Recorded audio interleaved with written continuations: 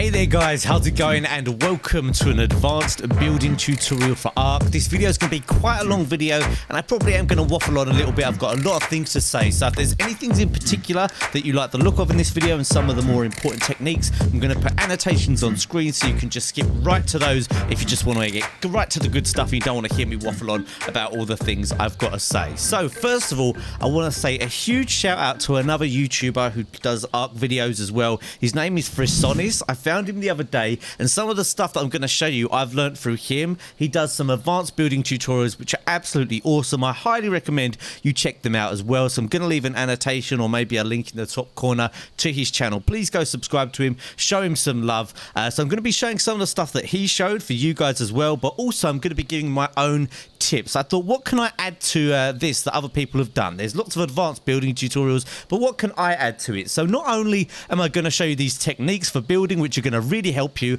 I'm also going to go over quite a good spot to build and why, and I'm going to make it a bit more realistic. I'm going to build a base which is quite, I suppose, a little bit more achievable than some of the things that you see. Obviously I have got admin commands, I've got all this stuff already done, but I'm going to make a normal size base that you guys are going to be able to do. A lot of these tutorials, people make absolutely huge bases, so we're going to use these techniques to make a realistic base that you guys can copy.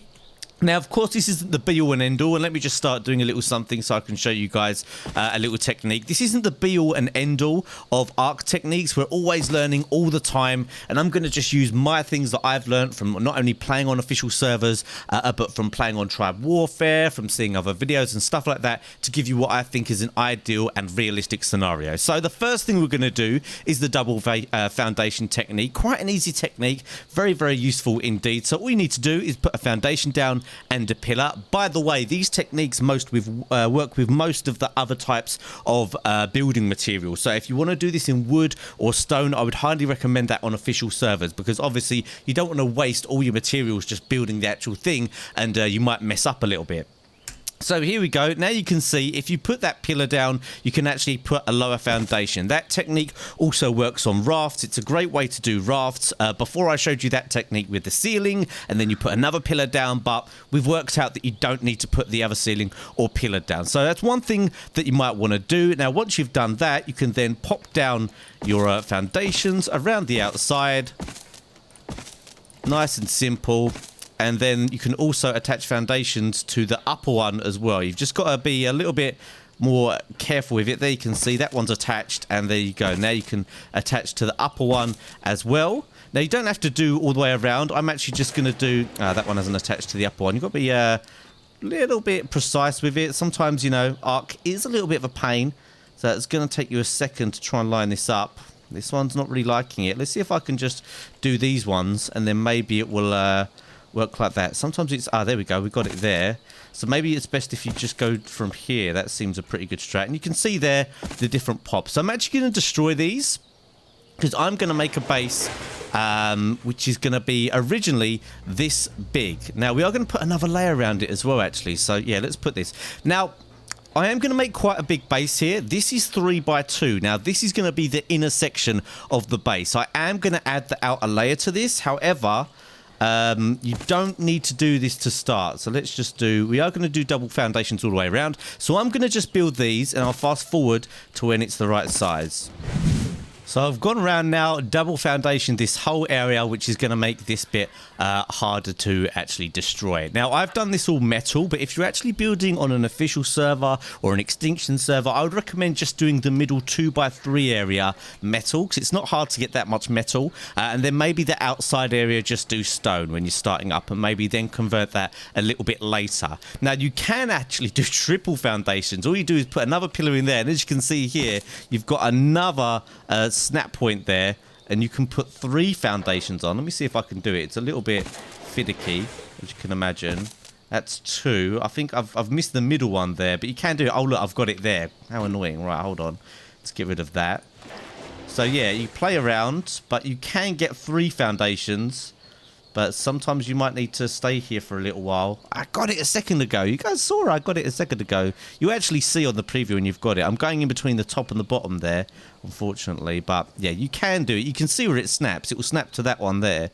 So if we, ooh, come on, maybe if I snap to one here on that layer, then I do it here, yeah, then it will snap a lot easier. So there you go. You can actually do triple foundations. I'm not sure if you can go even more, but that again, if you've got enough materials and you want to do it, go ahead and do it. Now, my technique for building on PvP servers is you build small, you build smart, you build layered, and you build hidden. Those are quite a few things to remember, but I always think that's a good idea. Now, actually, before we go any further, let me just let you know about this location a little bit and why I've actually chose to build here. This isn't just by coincidence that I'm here in the redwood biome. So if we look at a map, this is at 5260, so you can work out roughly where that is on that map, just on the just to the right hand side of the middle there. Now, what's so great about this location? To the north, you are right next to Obsidian Mountain. To the west, there is the mountain where you're going to get all your metal from, so that way. To the south is the swamp, so all of your swamp dinos, all of your cementing paste and all the stuff like that. So you've not only got access to metal at the mountain, RGs, Rexes at the river to the north, you've got Obsidian Mountain just to the north of you. Quetzals naturally come to the center when they're attacked, so that will help you when you're trying to tame them. And obviously you've got the biome there as well. Also, another great thing is that obviously you get trolls on PvP servers who just boost their melee damage, so just to annoy you while they're farming. It's very unlikely that it's very unlikely that low-level players are going to get to you in the center very easily. Most people are going to need to have at least got a couple of tames to make it to the center of the map easily, and if they're going to want to annoy you, they're going to have to build near you. Also, it's a little bit hidden as well, so I think this is an ideal base location if you're not too worried about being hidden. Now, if you're playing in a small group, you do need to play hidden, in my opinion. As much as you can, but this is relatively hidden, so this is a great location for a mid-sized tribe that really wants to do something on an alpha server. Or be an alpha tribe even on a server. There are obviously other places you can build that are a bit more difficult, but whatever. I love this place. I think it's absolutely great. So anyway, like I said, I'm going to waffle on this video a little bit. So the next thing, let's talk about double wall, triple wall, and 4 thick walls, which are obviously the ultimate dream. Now, you can triple wall on the outside here, possibly even do a quadruple, I'm not sure, but you can definitely do quadruple on the inner side. And the key to this, and all you need to remember, is fence foundations, guys. So if you put fence foundations on the top one, I think that will do there. Let's put another one connecting. Then you should be able to attach multiple walls to each side. So we've got the inner one and the outer one there, but there's also a technique, and thanks to Frisonis for showing me this one, where you can do it with a thatch foundation. So let me just spawn in a thatch foundation. Okay, so we've got our thatch foundations here. What you do is you put the thatch foundation on the top one of the outside, if you can get it just right, which I unfortunately... it was there and then we got rid of it. Hold on, let's try again. Let's go number 1. There it is. Right, so then you can put a fence foundation there as well. And I want to put it on... I'm not sure if I want to put it on that inside one or the outside one, actually. Let's try that one. Let's see how it goes. So now let's start layering the walls on. Like I said before, you've just got to be careful to try and get these in the right place. It can be literally millimeters in between getting it snapped on right and getting it not snapped on right. So here you go, and there like that. Let's see if we destroy this, if it stays.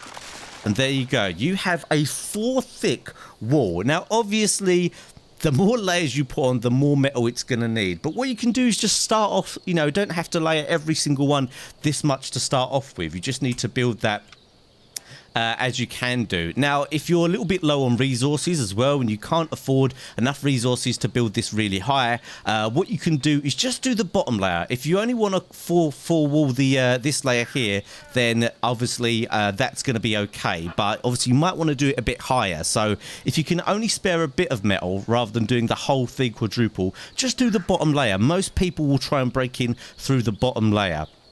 Now, one thing we're going to need to be able to do here as well is we're going to need to be able to protect this a little bit, because obviously that foundation goes and those walls might go as well. Let me just check, actually, with a bit of testing. I've not tested that, but that's one thing that I've just thought. If we have this, let's try it.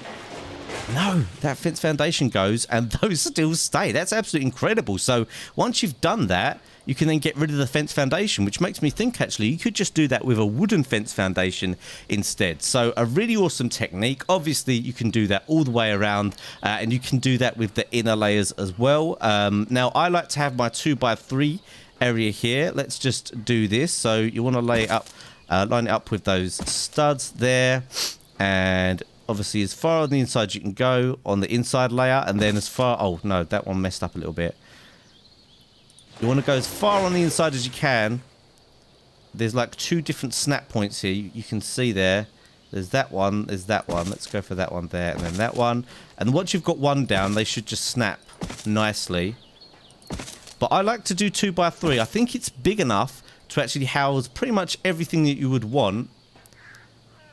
Although it's not, you know, it's not ideal. If you've got big plans, it's not ideal. But it is a good technique regardless. Oh, hold on, we've gone too far there, have we? Yeah, we've gone too far. Let's just get rid of that. So what I'm going to do is I'm going to continue building this up a little bit with this technique that I'm using. And then we'll go over some other things you can do to fortify the base a little bit more. So I've built all around the outside layer here. I haven't double or triple layered any of it. I've just done a single layer just so I can quickly show you the general size of this base and how it's going to be. One thing I always like to do, because it doesn't cost much and it's just one more extra annoying thing for the enemy to deal with, is make sure that you have like an airlock on your base. You need at least one of these, and what that means is it's going to be an area where if you open the door, people aren't just going to be able to walk straight in. So obviously you can use the techniques that I just used to double layer this and whatever, but you always want to have this on your base. You never ever want to have it so people can actually, as soon as they open the door, they're in your base. So you've got airlocks there. Layers are very important. And what I would actually suggest here is you can try and throw the enemies off by having different doors, and they won't know which side to go in to actually get to the base. So I wouldn't actually have the door here. If I was you, I would have it either here or here, and then they would have to decide out of which of these walls to go through. You know, anything that helps people waste C4. But to make this one a little bit simpler, we're just going to go with a very standard technique here. So we're just going to do the extra doors here and whatever. Obviously a bit finicky. One of my favourite words at the moment for describing how to build in ARK. It's a little bit finicky, but let's just go for that. Now, obviously, if you're going to have this many doors, you probably want to have a keypad going on, because otherwise it might be an absolute nightmare opening them all the time. Sometimes they get obstructed. Oh my god, I've put a wall down instead of a door. What an absolute idiot. Right, let's just get rid of that. But yeah, you guys get the idea. This is how you do it. What number is it? Number 4. There we go. So obviously double, triple doors, all that good stuff. You want all of that if you can. And then obviously you can do that here. You could put the fence foundations down, or you can just do the more traditional double, which saves you a little bit on materials. You normally need to open that to make sure you can get the door down. But yeah, double doors is normally fine. Like triple, quadruple, whatever, could be a little bit overkill. But if you are going to try and do this on an official server, what I would recommend doing is just doing, say, a double wall here to start with. Put the fence foundations down so you've got the options there. But just do a double metal layer to start with. Then perhaps do this outside one with stone. Obviously, you could do these quadruple layers with stone, which might be quite useful. Stone isn't very good against explosives, but quadruple stone, people are going to be so annoyed. So one thing you can do there is have your lock like that, have that here, and then one decent technique is to just put the pillars down around the outside. Now, you might not want to do this. You could have it so that, hang on, let's just line these up. We'll try and concentrate. Oh, there's 2 snap points there. It's kind of annoying. You might not want to do this because you might want to use this area, which I can understand. Check you can't go through. So this is what the idea is. As you can see here, as you try and go through, you can't get through without destroying the pillar, which is going to be extremely annoying for people.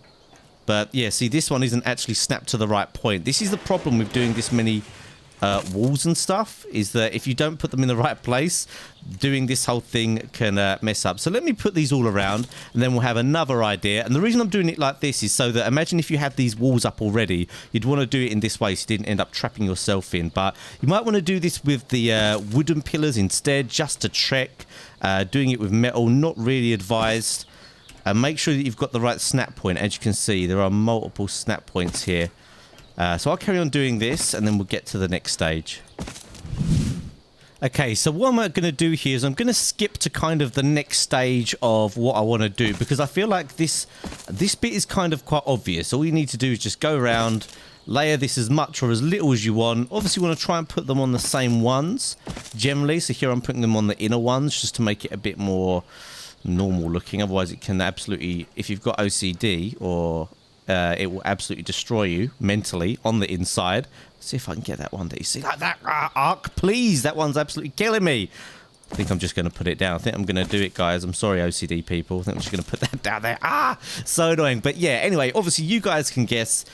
I would highly suggest for the first thing you do, you just make this 2x3 here in the middle. Let's get some more of those.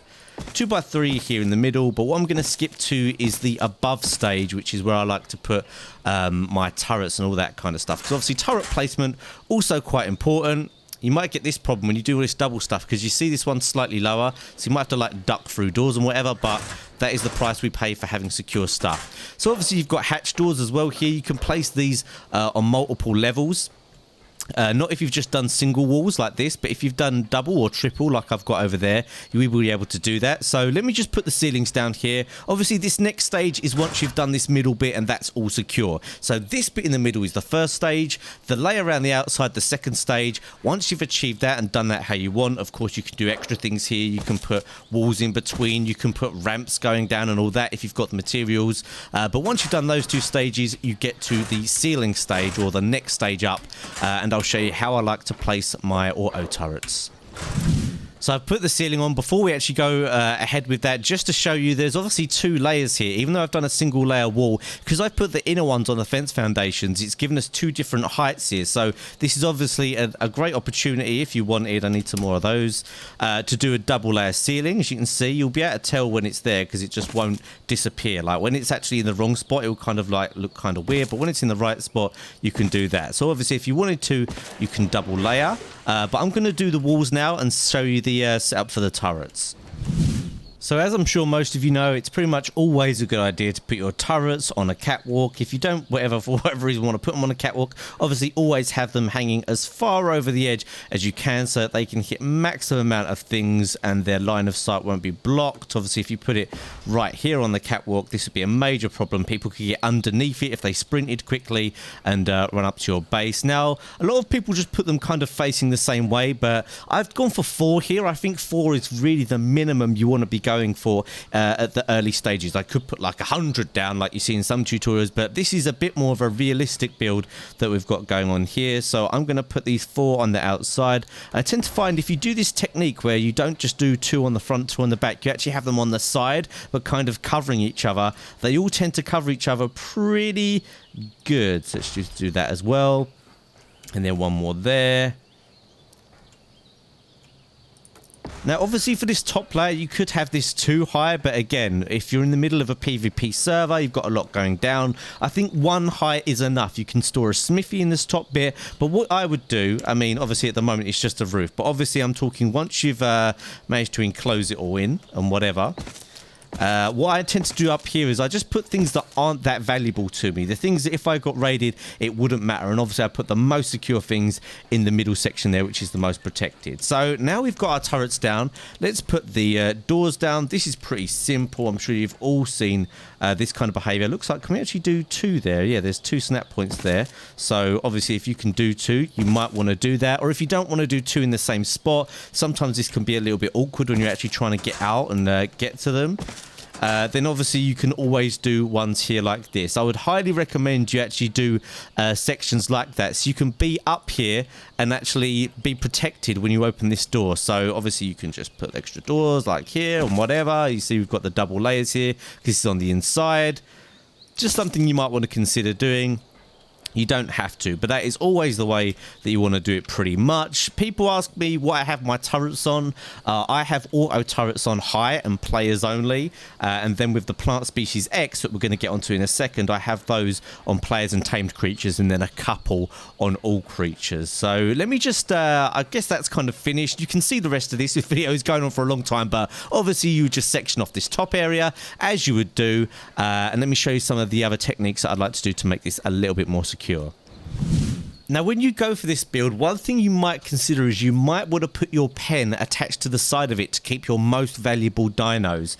Obviously, you can just put some of the more less valuable dinos, maybe your trikes and so on, just outside with a perimeter around it, maybe some pillars and whatever. But I always like to have a little bit of a pen just to put my high-level stuff that can fit in a normal pen. So before you actually go ahead and do these turrets and stuff, you might want to consider putting a normal dino gate here on the outside. Just something to consider. But anyway, we're not going to do that in this build. What I'm going to do is put down another thing I like to use, which I think are highly underestimated, which is metal spike walls. Now, a lot of the reason people aren't really into metal spike walls is they don't have a huge amount of health. They can be destroyed quite easily. But one thing that cannot be underestimated in ARK is, remember, raiders and anyone who's trying to do that kind of thing, they're opportunists. That anything that is going to be one extra layer for them and that is annoying is going to annoy them and might potentially put them off. Like, just putting these metal spike layers around the outside here really doesn't cost much, and it's just another line of defense that's going to annoy people if they're going to try and attack you. It's one more thing for them to get through. So I would highly recommend, even though obviously I think they're a bit underused at the moment, metal spike walls around the outside here. You can obviously use these to make a little bit of a pen as well, if you want to just protect things that you're not too worried about. Obviously, this one isn't done very well. There's a gap here, but it's just something you might want to consider before you actually you know, just go ahead and finish off the outside. Oh, actually, there's one more technique I need to show you guys before I do this. So let me spawn in a few more things and show you another technique to try and protect this layer here. So here's a little technique to actually protect your foundations here. I'm just using wood and stone. Obviously, you'd want to use metal to make it super secure. But as we all know, you can use ramps to protect your foundations, but it always leaves this corner here in a bit of an awkward position. And you can get around that by using, again, the awesome fence foundations. Now, I can't place it here because I've already put the ramp down. Now, there is a way of doing it if you're actually a bit more prepared than I am, without actually having to disconnect the fence foundations from the side. So let me put one of these fence foundations down here. This is obviously one of the techniques you can use just to get things to triple layer and whatever you have. So we've got that there. Now, I don't think it's going to allow me to put that there because that's obstructed. Now, I'm not sure if that's the wall or the foundation that's obstructing that, but if you are careful, you can actually get these fence foundations like quite close to the edge here. And if you have messed up the build a little bit like I have, and you can get them close enough to the edge, like that, I think, so that it will allow you to put the pillar on there. Oh, no, we need to go a little bit further out. But it will allow you to do it, and it will still give you an okay seal. Let's just try it there like that.